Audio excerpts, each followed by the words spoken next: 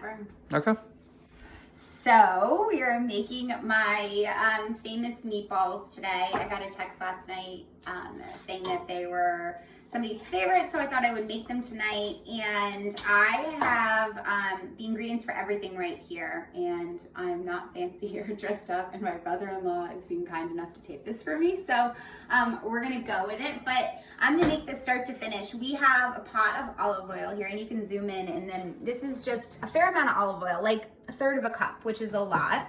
And then what I'm gonna do is put in a whole onion, and this is a sauce that was inspired by, I'm just putting the whole thing in like that, just like that. This was inspired by, I work for Giada De Laurentiis, and she does her sauce like this. And since she's Italian and her family in Italy does a sauce like this, I do the sauce like this. And it's really good, and it's really easy, and you don't have to cut up anything, which is my favorite part. So just a whole onion, just like this. And then I'm putting 3 carrots in because I want a lot of sugar. Dropping the carrots in there. And then I'm gonna put in, I don't even know where he's going with the camera right now. I'm gonna put in, actually I'm gonna need another clove of garlic. I'm gonna put in like 4 cloves of garlic. Ooh, how do I get them out of here? 1, 2, okay, let's do 4. Then I'll grab another one. And 3, oh my gosh. So sticky. What is everybody making at home? Peter, where are you going with this? I'm making some meatballs right now. Are you looking where the camera is? Yeah. This is very, very low budget. Okay. We're making some meatballs. I am hearing from everybody that they're bored of what they're making or they don't know what to make. And so this is a perfect pantry-driven meal. So I have 2 cans of tomatoes. I'm using a 28-ounce can of, I think this is like crushed with basil in it, just because that's what I have. And then I'm just using a regular crushed one. So I'm gonna dump them both. Woo, that's hot. Both in here, just like that.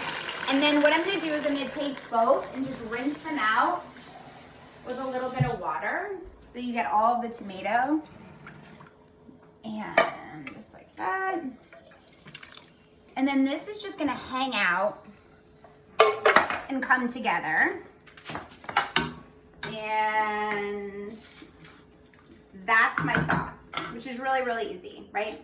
Very easy? Very easy. So we're gonna see, I'm gonna make this a little spicy. I'm gonna put in like a teaspoon of red pepper flakes. That was a lot, but my sister likes spicy things, so it's fine. And then a teaspoon of salt. I have pink Himalayan, so that's what I've got. And that's just gonna go in there too. Okay, so that is our sauce, and that is hanging out right there. Let me move these over here. And then I'm gonna make my meatballs. So for my meatballs, I'm gonna start with, I'm using panko, because that's what we have. If you only have Italian breadcrumbs, you can use Italian breadcrumbs. And I'm gonna put about a cup of breadcrumbs in the bottom of my bowl. Let me show you guys that. I didn't measure it. I don't really know if that's a cup, but kind of looks like a cup. It feels like a cup. It's kind of just enough to cover the base of the bowl. And then I'm gonna use almond milk because that's what I have. I don't have regular milk, but that's okay. And I'm gonna put in just enough milk to cover the panko. So there's not really a science to this. I kind of put some in and then I give it like a little shake and just kind of make sure that all the panko is covered. And this actually looks a little too wet for me. So what I will do is just add a little bit more of the breadcrumbs. There, okay. So that's just gonna sit right like that and kind of, maybe a little bit more, just hang out. Okay, so that's done. Oh, I forgot to put my Parmesan cheese rind in my sauce. So this is gonna hang out and get really delicious and flavorful. And you're gonna take out these big vegetables before you serve it, but I don't really mind them in there because they create a lot of flavor and they're really delicious. And the meatballs are gonna cook in there too. Okay, so now my panko is in here soaking and I'm gonna put my meat just right in there. I'm using a pound of ground beef. You can use like a veal, pork, and beef mix. I just like this mix. I really think it's just really easy. Everybody's got it. And then to it, I'm gonna add 1 shallot. So I'm just gonna take my shallot and I'm gonna finely dice it. How many minutes are we at? It's not even taking that long. We're only at 5 minutes. 5 minutes. So you can make dinner for your family in 5 minutes. It's really that easy. And I'm trying this whole Instagram natural look because no one's getting dressed up and I'm in my running clothes and it's just kind of how it is right now. So I hope you guys enjoy that. There's some authenticity to it. Okay, so I'm gonna dice my shallots. You guys will see I'm just doing a nice fine dice for this. And these knives aren't the best, but they'll do. I'm in my childhood home in New Jersey, so things are I'm not used to things, I should say, as much as I am in New York City, but that's okay. And then I'm gonna get 1 more clove of garlic. So I'm using 1 shallot. Ooh, that piece came off just like that. Using 1 shallot. And I'm making sure it's nice and fine so that it kind of melts into my meatballs. Okay, 1 shallot right in my meatball mix. And then I'm gonna use thyme, which is kind of like my secret ingredient. I wanna pull out a bunch of these. I kind of thought about making these tonight because we had thyme and I knew it was gonna go bad. And I just pull the thyme right off like that. I don't worry about chopping it really. I guess you could, but I'm kind of doing this really quick and dirty. So just kind of pulling it apart just like that. And I'm just gonna pull off the thyme. And you wanna use about a teaspoon. If you don't have thyme, you don't have to use it. I just think it creates like a really beautiful flavor.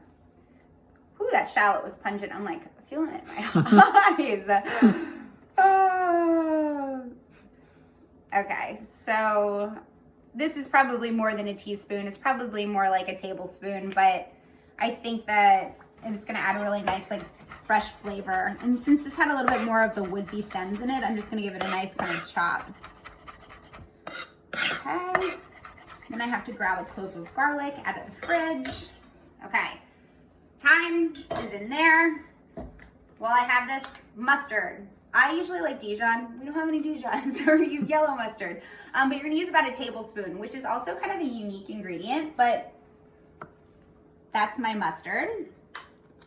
And salt. I'm gonna add about a teaspoon of salt. Usually I say about a teaspoon per pound of meat. So there's my salt. It's gonna go right in there. And then I'm gonna add a little bit of Parmesan cheese. Again, the recipe I have and that I'll link uses pecorino, but I don't have any pecorino, so we're gonna use this. Okay, I just did a little bit, about a 1/4 cup, and then the rest of it will go on top. And then I need my garlic clove. Grab a clove of garlic. You guys are seeing a really fancy setup here. This is real life. I didn't stage anything. I didn't set anything up like a food stylist. This is just kind of how I do it at home. Okay, so I've got a clove of garlic. I'm gonna take off the bottom piece and just kind of give it a nice little smack. And I'm not gonna break it all the way because I wanna keep it whole and then microplane it over my bowl so that it's really finely grated so that when people are eating it, they're not like biting into the garlic. What does microplaning mean? Microplane is... Oh. Microplane is... This is excellent TV. Microplane is this. I haven't even started drinking yet. Okay. Microplane is this. And this isn't a super fine one, but it's... I'll get that other little piece. Okay. And that little nub I just kind of get rid of because I don't want to cut my hand. So that's it. Tap that off. That's done. Okay, now it's my meatball time. I'm gonna take my hand and let me show you. I go like this and I fold my meatball. So I kind of use this like claw technique. It's super fancy. You can just kind of, and the idea is to fold all of your breadcrumb into your meat. Ooh. And most people are afraid about over mixing their meatballs, and you can definitely do that, but it's kind of hard to do that. So just kind of continue to give it a nice mix, and you'll see the breadcrumbs will start to kind of melt into the meat. And you want to break up all the little pieces of meat too, so that you don't have like chunks of meat, chunks of breadcrumb. And okay, this is essentially what you want your meatball mix to look like. Let's see, one more. Okay, so take a look at that. That's what we want our meatball mix to look like. And then at this point, what I'm gonna do is I'm gonna roll them into pretty big balls. This is gonna make about 12 balls this size, and I'm gonna plop them right into my sauce. So I like to cook my meatballs in the sauce because it absorbs all the flavor. It creates like a really soft and moist meatball. And that is it. So that is how you make your meatballs. And thanks everybody for joining me. If you have any questions, let me know. I'm gonna post this on Instagram live, not Instagram live, Instagram TV, I guess. This is new for me. It's a little embarrassing. I don't have any makeup on.